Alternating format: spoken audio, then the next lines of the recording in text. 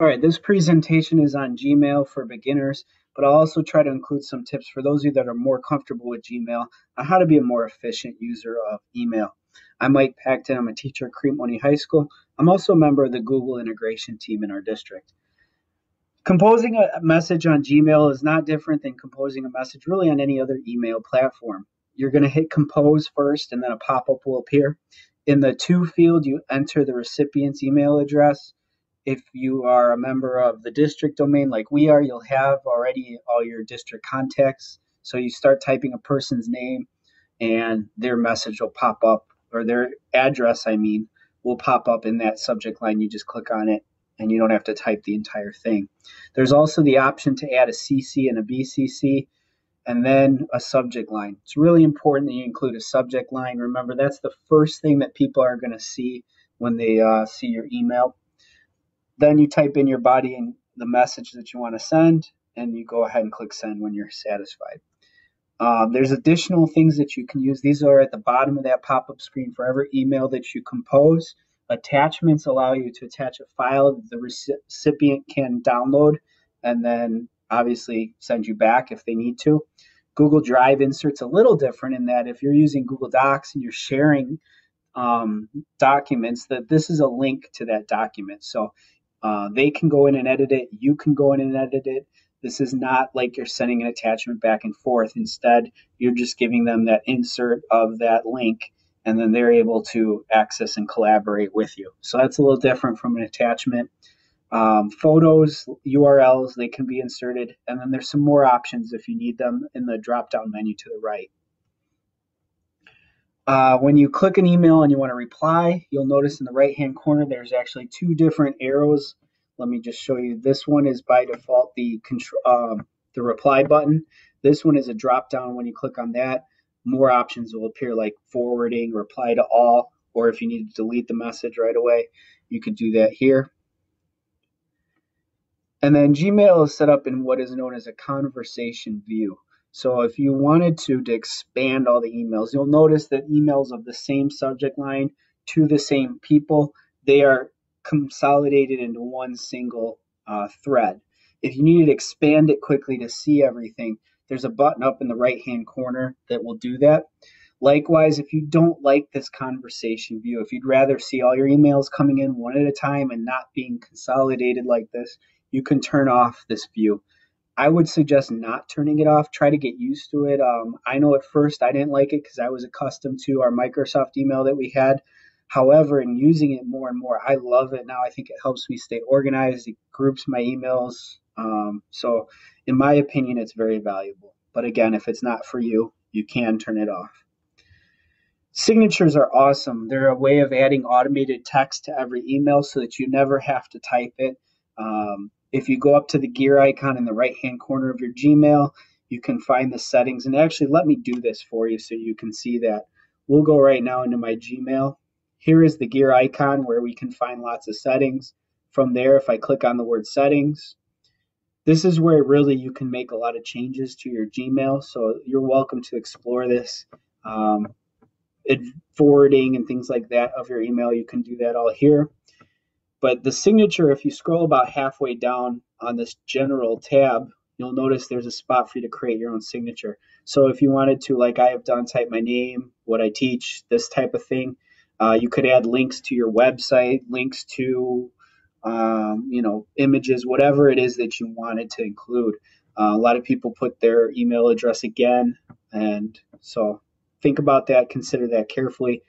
Save it when you're happy by going down to the bottom and clicking Save Changes. So that would be how you would go ahead and add a signature line to your email. Very helpful. You'll notice when I go to compose a message now, that text is already here. So I could just type my message and my signature is already included. So that saves some time and makes things a little bit more efficient. Back to our presentation. All right, now we'll get into a couple other ideas and things for efficiency. These are a little bit more advanced. For those of you that have been using a Google and Gmail for a while, then maybe you do this already, maybe you don't. But for all our beginners as well, this is a way for everyone to be a little more efficient. First one up is labels. Labeling an email helps you sort it later, it helps you find it later. You can create as many labels as you want. In order to use labels, you could think of them as folders if you wanted to, but the difference is you can apply multiple labels to the same email. So if something pertains to, here's my example in this slideshow of some of my labels that I use. If I have a baseball that also is parent communication, I could click on both. And I'll show you that those things come up in your Gmail. Here I have some emails that have labels on them. Here's a Broadcast Club one, Google implementation.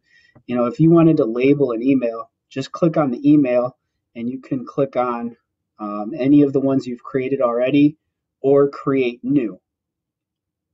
The value in the label is that when you go up here to the search bar, if I wanted to search a label and just pull up all my emails, let's just use baseball because that seems to be the one that comes up first for me. Go ahead and type that in, and now I'll pull up all my emails that are baseball. So this is very valuable, very helpful in trying to quickly get to certain things. I could also search within a label then for a certain word or phrase. So those are the power of that is the power of labels. You can color code them and do some other things. It's not that difficult to manipulate. So that's an efficiency thing. Definitely, I think labels are helpful. Filters, if you do use labels, then filters become very helpful as well. Filters are a way to almost automate and prioritize your email. You can make certain emails, like a daily announcements, for example, skip your inbox altogether. Then you could archive it and save it and read it later.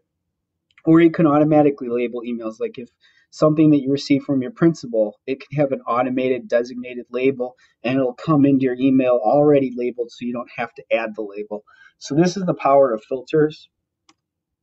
I'll show you how to apply a filter real quick. I can't spend too much time on this though because this video is starting to get kind of long. But underneath, once you've clicked on an email, then click more, and you'll see that there's filter message like these option. Filter message like these brings up this pop-up, and now anything from me, I guess, I would be creating a new filter for. You could do anything to a certain person or has a certain subject. You could do anything that has an attachment and put a certain filter on that if you chose. Once you've entered the data that you want to enter here, create a filter. And now these are the things you can have it do. So right now, anything from me, I could have it skip my inbox. So if I sent myself something for some reason, I could have it skip the inbox. I could have it be marked as read, and now that wouldn't pop up when I receive emails in bold. I could delete it automatically if I wanted to do so. If I get, if I'm a member of Science Magazine Monthly or something like that, and I don't want to necessarily read it at the instant it comes in, but maybe I want it for later, then I might do skip the inbox, mark as read, and delete. Okay, in our district, deleting doesn't actually delete things, it archives it. So I can always find it later. It just won't show up in my inbox. I could apply a label to it if it does come in as, one of these. I think I actually have a science news articles. So I could have it automatically labeled as science news articles. Whatever it is I want it to occur, I pick what I want, and then I hit create filter. And then automatically that's going to occur. There's also an option to apply this to matching conversations. So anything else that's from Pactin-M, in this case, this filter would get applied. All right, contact task. You'll notice that mail is a drop-down menu in the left-hand corner of your screen. This allows you to select either contacts or tasks. Contacts just shows you the directory of everyone's emails in our district, and also if you saved any emails as your contacts outside of district, you can quickly look up people's names and information this way. Tasks is sort of a to-do checklist sort of feature that you can type up on your own. You can mark them as done. You can delete them. It's just a way of making yourself a quick task list, and it's in your Gmail account is where it's stored. So the nice part about that is it's everywhere. If you have your mobile device and you have Gmail on there, you can access your tasks. So that's kind of useful in my opinion. Hangouts and chat, those are two features. Now, it used to just be chat. More recently, Google has gone out to a full-blown Hangout. But basically, they're the same. They allow you to have a text back and forth live conversation with someone else on their Gmail account. by clicking on the links that you see here in the bottom left-hand corner of your screen. You could then look up a person's name and send them those instant messages back and forth. There's also an option there to call with video. I've never tried that before with our domain, but I think we have the ability to do that as well with our cameras. We'll talk more about Hangouts Live, which allows you also to video conference. That's another app altogether, though. It's outside of Gmail, so we'll get to that in another video. In your settings, again, if you go to the gear icon, there's also some cool labs. I'm going to show you one right now that I selected. Labs are experimental things, so they could disappear at any moment, so they could stop working on you. But they allow you to add additional things into your Gmail. The one that I have set up is my calendar. There's a calendar lab. So there's just this little mini calendar in my Gmail account. Again, to get to those type of little additions, if you want to call them that, you go to settings.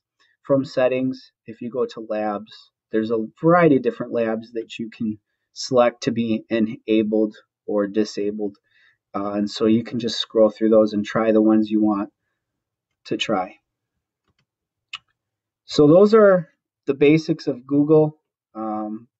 Also some ideas to help make you more efficient while you're using your Gmail. There's more training available at this website. I like this one very much. It's through Google. And you're more than welcome to email me. No, actually, Gmail me anytime. PactonM@cm201u.org.